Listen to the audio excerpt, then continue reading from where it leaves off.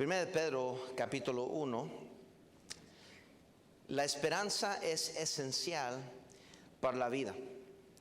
Cuando uno la pierde, la vida carece de sentido. Cuando uno tiene esperanza, ni las aflicciones más grandes pueden vencerlo. La resurrección de Jesucristo es la base fundamental del Evangelio, de nuestra esperanza. Pablo lo dijo de esta manera en 1 Corintios: y si Cristo no ha resucitado, vana es entonces nuestra predicación, y vana también vuestra fe. Mas ahora Cristo ha resucitado de entre los muertos, primicias de los que durmieron. Esta carta está dirigida, interesantemente, a todos los cristianos esparcidos a causa de la persecución por la predicación del Evangelio.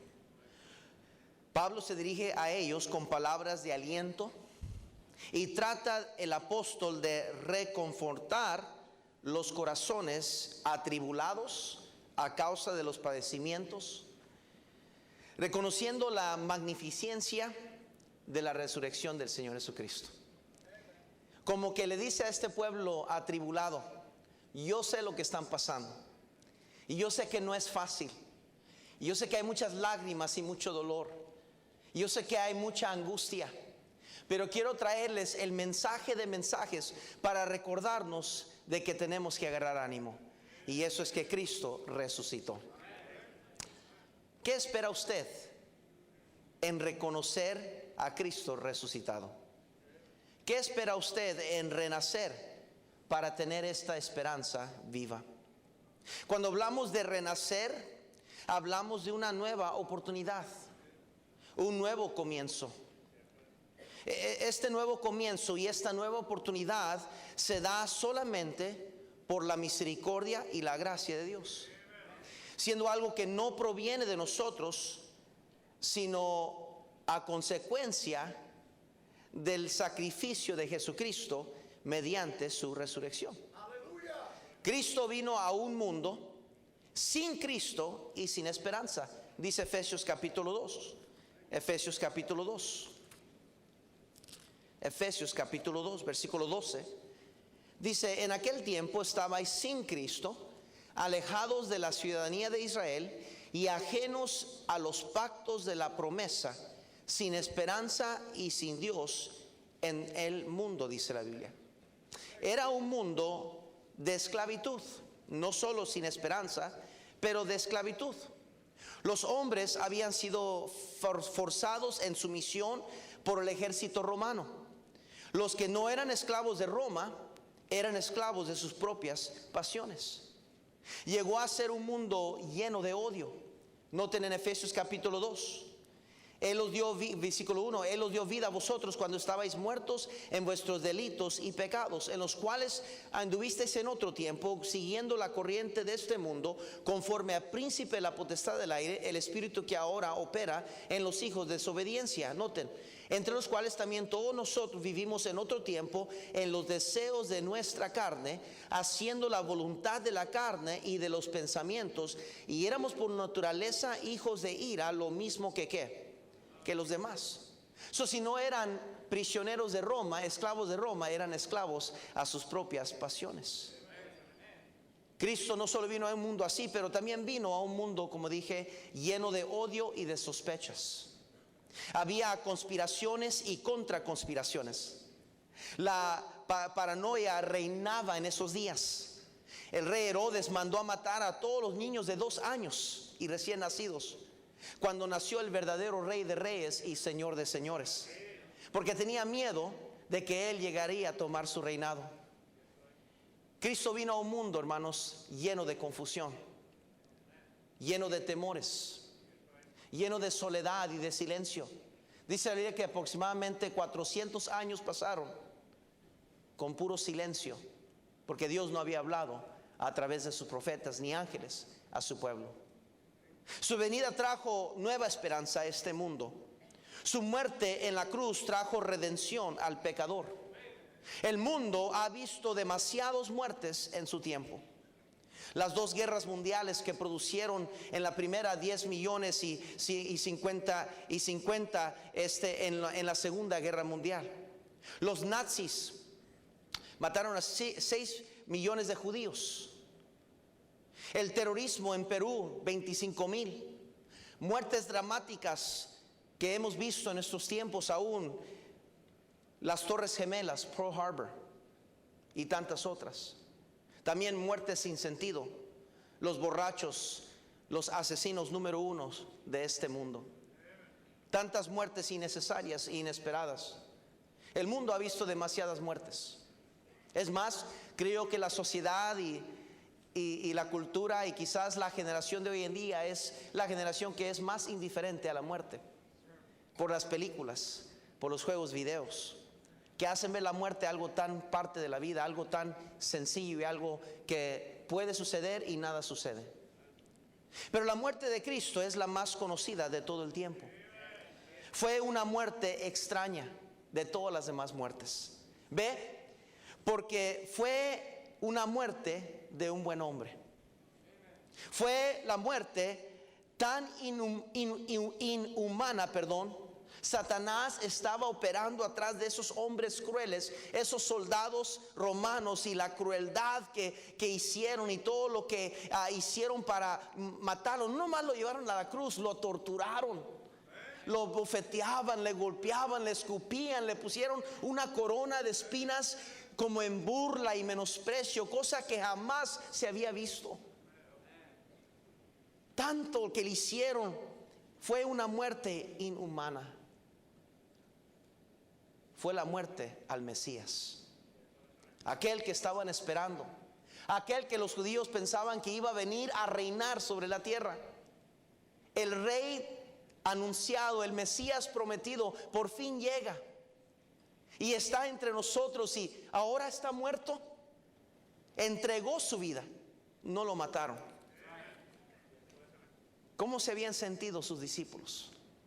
El dolor debido a su amor hacia Él, sin duda alguna, infundaba, penetraba hasta dentro de sus corazones, sus entrañas. Sin duda alguna era insoportable. Es más, dice la Biblia que estaban todos metidos en un lugar tristes, con temor, no sabiendo qué hacer. Aparentemente fue una tremenda derrota.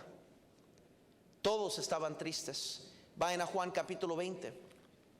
Juan capítulo 20, por favor. Juan capítulo 20. Dice en el versículo 3, bueno, del 1, por favor.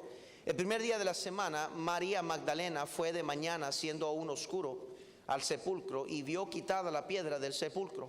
Entonces corrió y fue a Simón Pedro y al otro discípulo, aquel que amaba a Jesús, y les dijo: se han llevado del sepulcro al Señor, y no sabemos dónde lo han puesto.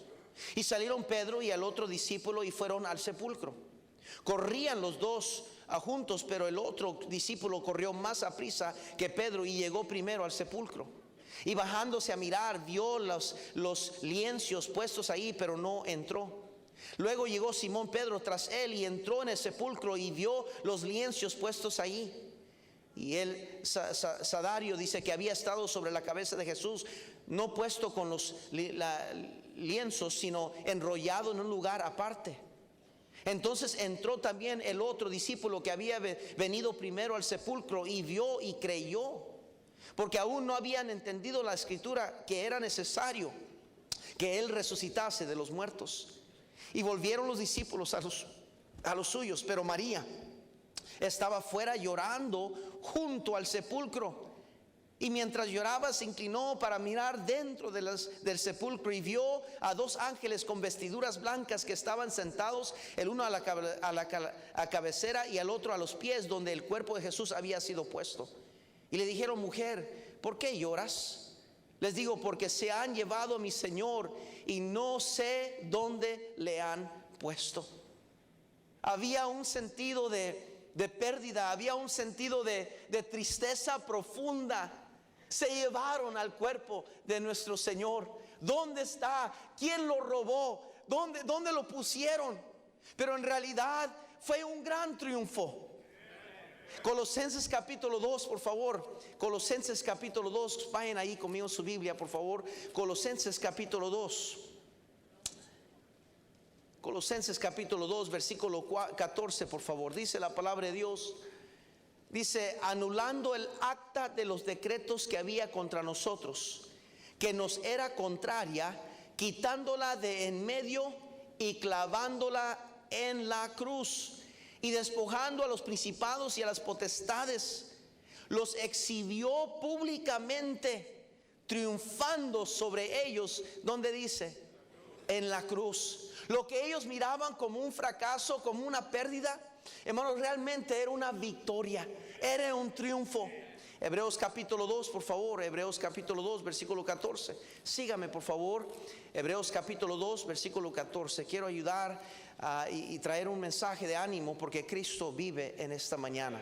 Hebreos 2, 14 dice la palabra de Dios: así que por cuanto los hijos participaron de carne y sangre, Él también participó de lo mismo, para destruir por medio de la muerte al que tenía el imperio de la muerte, esto es, al diablo, y librar a todos los que por el temor de la muerte estaban durante toda la vida sujetos a servidumbre. Porque ciertamente no socorrió a los ángeles, sino que socorrió a la descendencia de Abraham, por lo cual debía ser en todo semejante a sus hermanos, para venir a ser misericordioso y fiel sumo sacerdote en lo que a Dios se refiere, para expiar los pecados del pueblo.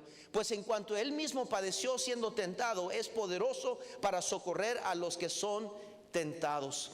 Cristo estaba teniendo victoria en esa cruz y venció, dice la Biblia, la muerte, triunfó sobre la muerte. Por eso el cristiano se gloría en la cruz de Cristo.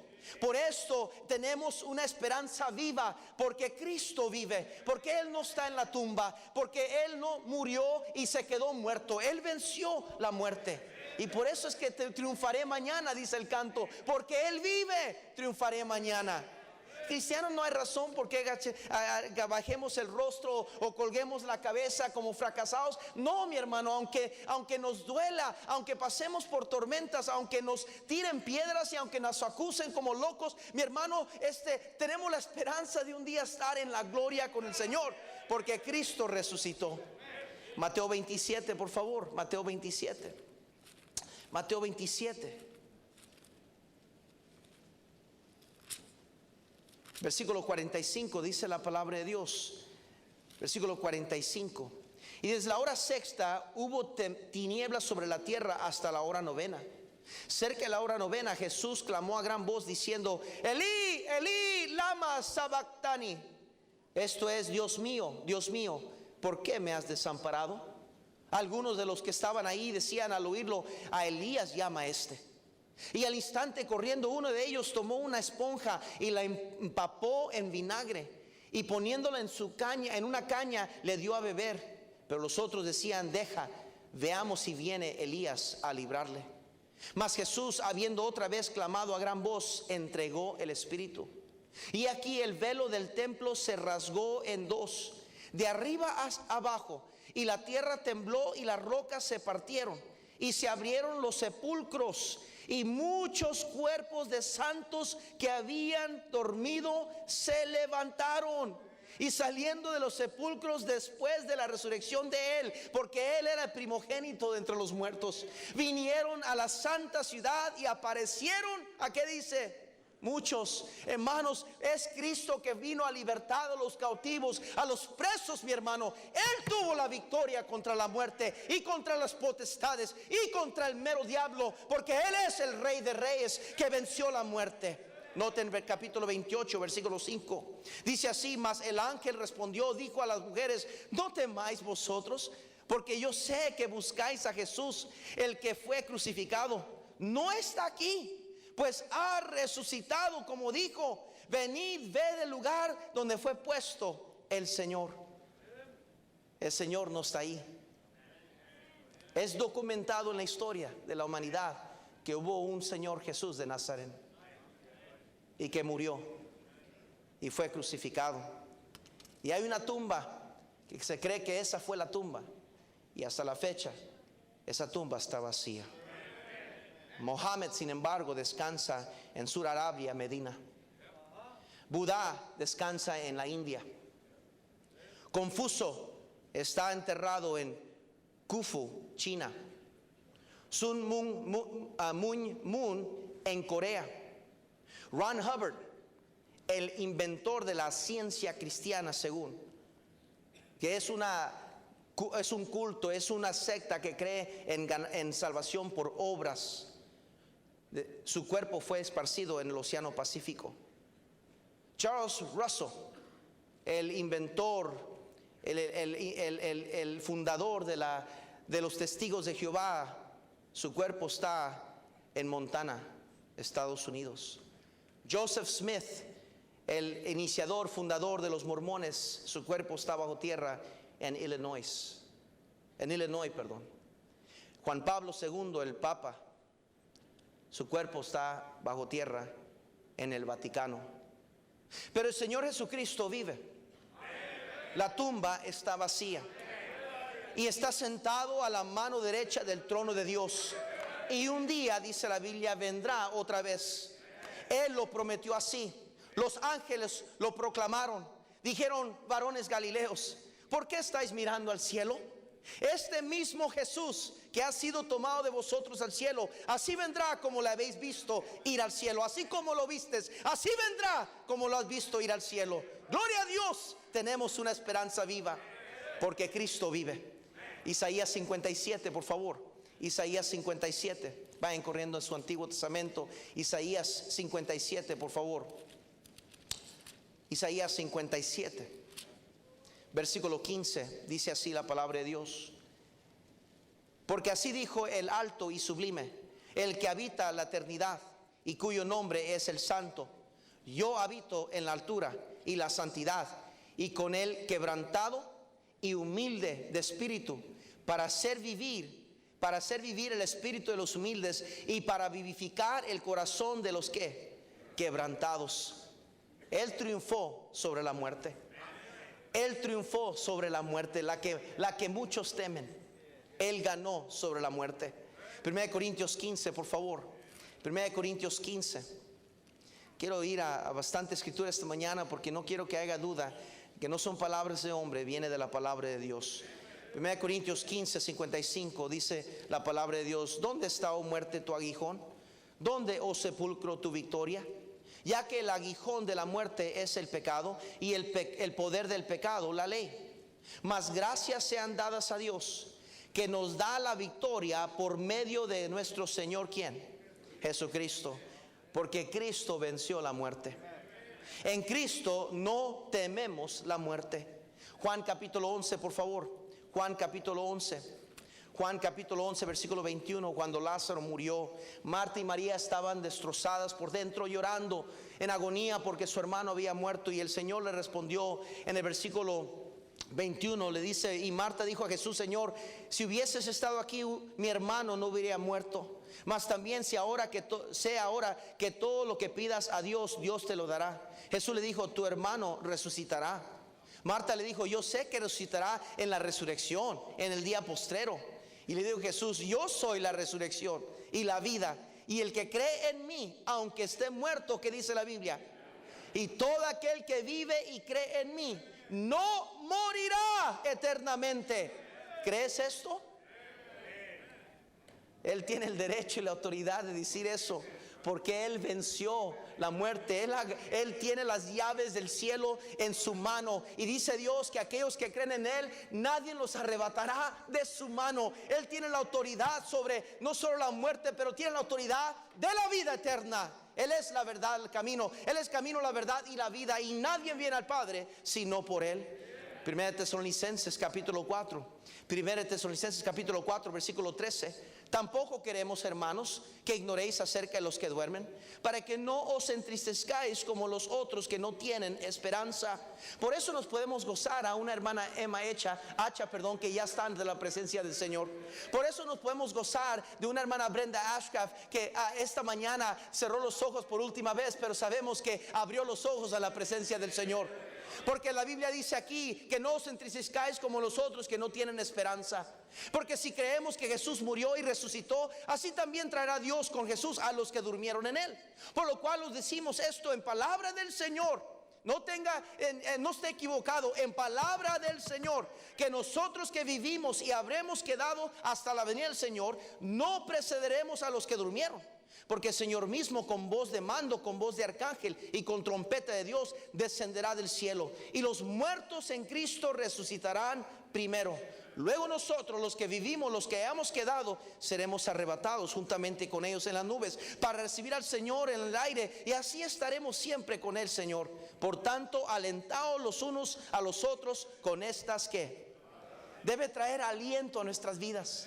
El saber que Cristo vive, y porque Él vive, nosotros también viviremos. Mi hermano, ¿qué problema tiene en su vida hoy? ¿Qué dificultad, qué necesidad, qué dolor, qué angustia, qué traición, qué amargura carga en su corazón? ¿Qué pecado le está agobiando? Querido cristiano, le ruego, le suplico en el Señor que recuerda que Cristo vive, y no hay razón por qué cristiano esté viviendo en derrota. Somos más que vencedores en Cristo Jesús, porque Él triunfó la muerte. Él triunfó sobre Satanás mismo. Primera de Pedro, por favor, capítulo 3. Primera de Pedro, capítulo 3, por favor. Versículo 18, dice la palabra de Dios así: porque también Cristo padeció una sola vez por los pecados. Eso me dice a mí que no tenemos que seguir crucificando a Cristo en la cruz cada vez que yo peco. No necesito estar viniendo a Él cada vez que yo fallo, yo peco, buscando el perdón de mis pecados en el sentido de salvación. Cristo murió una sola vez, y por esa muerte que Él murió justa, una muerte sacrificial, una muerte de un justo que murió por injustos, es porque por eso tenemos redención nosotros e ir al cielo. El justo por los injustos, dice la Biblia, para llevarnos a Dios, siendo a la verdad muerto en la carne, pero vivificado en espíritu, en el cual también fue y predicó a los espíritus encarcelados, los que en otro tiempo desobedecieron, cuando una vez esperaba la paciencia de Dios en los días de Noé, mientras se preparaba el arca, en los cuales pocas personas, es decir 8, fueron salvadas por agua. El bautismo que corresponde a esto ahora nos salva, no quitando las inmundicias de la carne, sino como la aspiración de una buena conciencia hacia Dios, por la resurrección de Jesucristo, quien habiendo subido al cielo está a la diestra de Dios, y a Él están sujetos ángeles, autoridades y ¿qué dice? Potestades, porque Él triunfó sobre el diablo y todos los demonios. Por eso el cristiano no debe temer al demonio.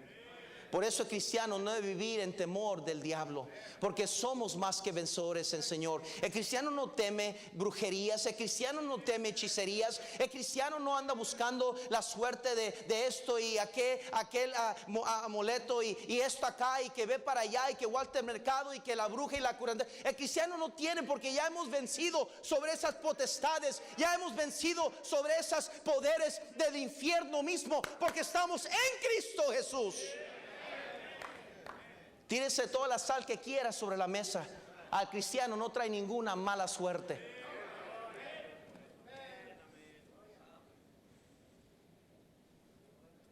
El diablo pensó que había ganado. Hubo fiesta entre los demonios por 3 días. Se regocijaron. Y por 3 días pensaron que habían ganado la victoria. Pero el tercer día algo sucedió. Hebreos capítulo 2, versículo 14. Así que, por cuanto los hijos participaron de carne y sangre, Él también participó de lo mismo, para destruir por medio de la muerte al que tiene el imperio de la muerte, esto es, al diablo, y librar a todos los que por el temor de la muerte estaban durante toda la vida sujetos a servidumbre. El Señor tuvo victoria contra el diablo. Gloria a Dios que Cristo vive. Y sabe, hoy celebramos el día de resurrección, pero el cristiano celebra su resurrección todos los días. El cristiano sale de su casa cada mañana sabiendo que mi Cristo vive. Gloria a Dios porque Él vive. esa esperanza viva que tenemos, escuche bien, es porque Cristo vive.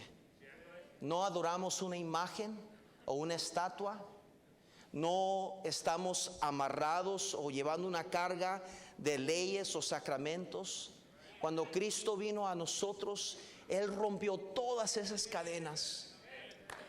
Y ahora tenemos y gozamos una relación con nuestro Salvador. Oh, no somos mejor que el mundo, no somos más que alguien más en el sentido de que nos creemos cosa alguna. Es más, yo creo que se toma humildad para venir y reconocer de un Salvador que nos puede salvar. Creo yo la persona más orgullosa es aquella que está queriendo llegar al cielo por sus propios méritos y buenas obras, porque ellos se sienten capaces, que ellos pueden lograr ir al cielo. Pero uno que reconoce que no es nada, uno que reconoce que está perdido, que es un pecador, que merece el infierno, se toma humildad para reconocer su culpabilidad. Se toma humildad para decir: Señor, yo pequé contra ti, yo soy culpable, no merezco el cielo, ni voy a tener las esperanzas de ganarme el cielo. Si yo muero hoy, voy derechito al infierno. Aparte que tu misericordia y tu gracia, Señor, venga sobre mí y me ames, Señor, de tal manera que me dé redención por la sangre que derramaste por mis pecados. Toda mi culpa estaba sobre ti, Señor, y hoy quiero reconocerte como mi único y suficiente Salvador, porque no hay alguien más que salva fuera de ti, Señor. No hay otro Dios, no hay una religión, no hay un acto, no hay una buena obra, no hay todo el dinero en el mundo. Solo tú me puedes dar redención. Eso se toma humildad para venir a un Salvador así. Gloria a Dios, una esperanza viva porque su palabra vive. Regresemos al pasaje, por favor. Primero de Pedro capítulo 1, por favor, ya me prestan atención, por favor. Dice así el versículo 23: siendo renacidos no de simiente corruptible, sino de incorruptible, por la palabra de Dios que dice que vive y permanece para siempre. Dice: porque toda carne es como hierba, y toda la gloria del hombre como flor de la hierba. La hierba se seca y la flor se cae, mas la palabra del Señor permanece para cuánto. Y esta es la palabra que por el evangelio os ha sido anunciada. Dice la palabra de Dios: el cielo y la tierra pasarán, pero mis palabras no pasarán. La palabra de Dios vive. La palabra de Dios es la que cambia vidas. Nos da fe, nos da aliento, nos es medicina a nuestros huesos. Es más dulce que la miel. Es nuestro amparo y fortaleza. Es la fuente de nuestra esperanza y la sabiduría. Es lámpara que lumbrera nuestros caminos, nuestros pies. El diablo ha querido desacreditarla, descartarla. El mundo ha querido reemplazarla. El hombre ha querido ignorarla. Pero el fundamento de Dios está firme, porque Él es el verbo encarnado. Él es la palabra de Dios, y la palabra de Dios vive y no hay quien la pueda destruir. Desde el principio del tiempo el diablo ha querido destruir la palabra de Dios. Hombres se han levantado, hombres malos, y han quemado la Biblia. Han querido destruir la Biblia de nuestras manos. Nos han querido quitarla y han pedreado a muchos, quemado en vivo a personas que creen en este bendito libro. Nos han dicho los hombres inteligentes de este mundo que es algo fabricado, es pura mentira y leyendas y historias que no tiene sentido, que es imposible que este libro, esto, lo otro, y que Adán y Eva es un mito nomás, es una falsedad. Que no es cierto de aquel Mesías, y que nomás fue un hombre más, un buen hombre, sí, pero no fue Dios encarnado. Imposible que un hombre nazca de una virgen sin la ayuda de un hombre. Sí es cierto, es imposible, pero mi Biblia dice a mí que no hay nada imposible para Dios. La palabra de Dios vive. Por eso tenemos una esperanza viva. Aunque todos los demás, hermanos, nos fallen, la palabra de Dios no nos falla. Tenemos una esperanza viva porque su pueblo vive. Ahí en 1 de Pedro, por favor, capítulo 2, dice el versículo 5, ya voy a terminar: vosotros también, como piedras vivas, Sed edificados como casa espiritual y sacerdocio santo, para ofrecer sacrificios espirituales aceptables a Dios por medio de Jesucristo. Dice versículo 7, para vosotros pues los que creéis, Él es precioso, pero para los que no creen, la piedra que los edificadores desecharon, dice, ha venido a ser la cabeza del ángulo y piedra de tropiezo y roca que hace caer, porque tropiezan en la palabra, siendo desobedientes, a lo cual fueron también destinados. Querido hermano, gloria a Dios que vive un pueblo de Dios. Dios es fiel y va a ser fiel. Versículo 9, mas vosotros sois linaje escogido, real sacerdocio, nación santa, pueblo adquirido por Dios, para que anunciéis las virtudes de aquel que os llamó de las tinieblas a su luz admirable. Vosotros que en otro tiempo no erais pueblo, pero que ahora sois pueblo de Dios, que en otro tiempo no habéis alcanzado misericordia, pero ahora habéis alcanzado misericordia. Amados, yo os ruego, como extranjeros y peregrinos, que os abstengáis de los deseos carnales que batallan contra el alma, manteniendo buena vuestra manera de vivir entre los gentiles, para que en lo que murmuran de vosotros como los malhechores, glorifican a Dios en el día de la visitación, al considerar vuestras buenas obras. Está hablando aquí un pueblo que representa al Señor en este mundo. Nosotros somos el único Cristo que el mundo puede ver y va a poder conocer con sus ojos. No tenemos que descuidar tan grande salvación que Dios nos ha dado, de predicar, de anunciar las buenas nuevas, de vivir vidas santas, piadosas, vidas que glorifican a Dios. Y tenemos este pueblo que vive un remanente fiel, aunque yo sé que hay muchos cristianos que han abandonado la fe, que han regresado al mundo, y habrá muchos cristianos que fallan y hay que orar por ellos, pero gloria a Dios que hay un pueblo que vive. De modo que si alguno está en Cristo, dice la Biblia, nueva criatura es. Las cosas viejas pasaron, he aquí, todas son hechas nuevas. Ese es el nuevo comienzo, el nuevo nacimiento que hay en el Señor. Hebreos capítulo 11, por favor, dice la palabra de Dios, versículo 32. ¿Y qué más digo? Porque el tiempo me faltaría, contando de Gedeón, de Barak, de Sansón, de Jefté, de David, así como de Samuel y de los profetas, que por fe conquistaron reinos, hicieron injusticia, alcanzaron promesas, taparon bocas de leones, apagaron fuegos impetuosos, inventaron filo de espada, sacaron fuerzas de debilidad, se hicieron fuertes en batallas, pusieron en fuga ejércitos extranjeros.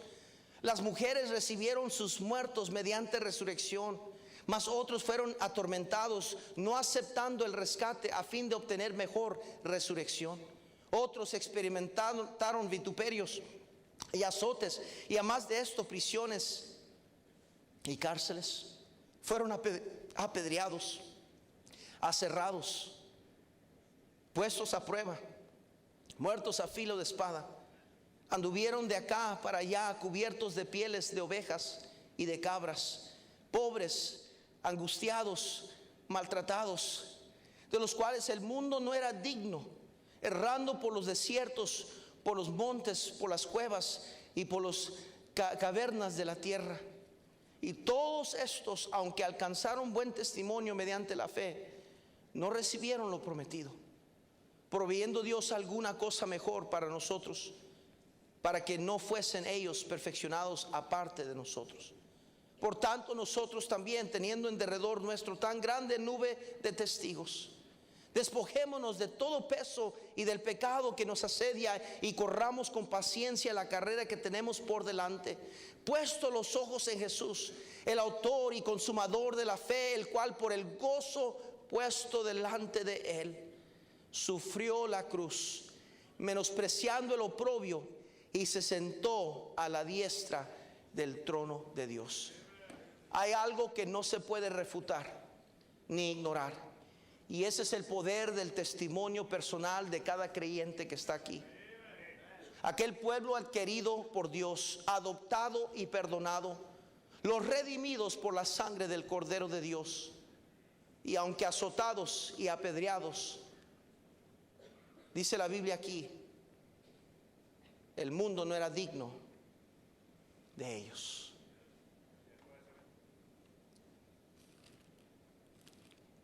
Cristo fue a la cruz por el gran amor que nos tenía. porque quería comprarnos con su sangre. Porque Él sabía que el hombre, su única alternativa y la única opción que Él iba a tener para ir al cielo, iba a ser ir a un Salvador que murió por ellos. Él, entendiendo la verdad que un pueblo de Dios iba a hacer su recompensa, su premio, su galardón de Él, mirando esa cruz, menospreció, dice el oprobio, todas las bofeteadas, todos los golpes y escarnio y los clavos en las manos, en los pies, su costado, todo lo que Él sufrió por mí y por usted. No tenía que, Él era perfecto, Él era sin mancha, nunca hizo algo que merecía ni siquiera una mirada mala. Todo Él hizo para que usted pudiera tener y yo pudiéramos tener salvación de nuestra alma. Él no nomás fue un mártir, Él no nomás fue uno más que murió. Él no lo hizo para enseñarlos el ejemplo de cómo morir. Él no está muerto, Él está vivo. Él no está en ninguna tumba, ni hay que ponerlo en ninguna tumba. Él no sigue puesto sobre la cruz. Él se bajó de la cruz. Después lo bajaron, dice la Biblia, y lo metieron en una tumba. Y dice, al tercer día no encontraban su cuerpo. Y el ángel le dijo, ¿por qué él no está aquí? Porque está resucitado. Sin embargo, el mundo lo sigue proyectando sobre la cruz, como que si todavía está ahí en agonía. Él está en el trono de Dios. Él ya venció la muerte. ¿Por qué como cristianos, por qué como pueblo de Dios seguimos pecando? ¿Por qué ignoramos todo lo que Él hizo por nosotros? ¿Por qué menospreciamos toda la grandeza de su salvación? Él ha hecho tanto por nosotros, sin embargo le regresamos a Él escorias, le regresamos a Él enemistades, pleitos, celos, amarguras. Somos déspotas, somos groseros, sangrones, indiferentes. No nos entregamos de lleno a la causa de Dios y no entendemos que somos un pueblo especial a sus ojos. Nos ama, nos amó. Él es el buen pastor, nosotros su rebaño, sus ovejas. Él nos pastorea con ternura cada día, nos encamina, nos colma de beneficios, nos ama, no importando las veces que nos falla, como el hijo pródigo regresó corriendo a la casa, pero no fue él que fue corriendo, el padre fue hacia él y lo abrazó y lo amó. ¿Por qué? Porque ese es el amor del padre que le tiene a su pueblo, un pueblo vivo, porque Cristo vive. Pero tristemente vivimos muchas veces como que si Cristo no está vivo. Vivimos muchas veces como que no es cierto que Cristo vive. Tenemos a un Cristo vivo. Tenemos una palabra que está vivo y tiene poder para cambiar la vida. Cambió mi vida y ha cambiado la vida de muchos que están aquí. A mi padre le quitó el deseo de tomar. Era un borracho músico y le quitó todo el deseo de tomar cerveza. Le quitó todo el deseo de fumar cigarros. Era adicto al cigarro. Todo el tiempo cargaba sus cigarros fumando. El Señor, cuando se topó con el Salvador, el gran yo soy, el Cristo vivo, entonces todo cambió. Nueva criatura se hizo. Ya dejó de gritarle y golpear a mi madre. Cambió el hogar. Rescató nuestra familia.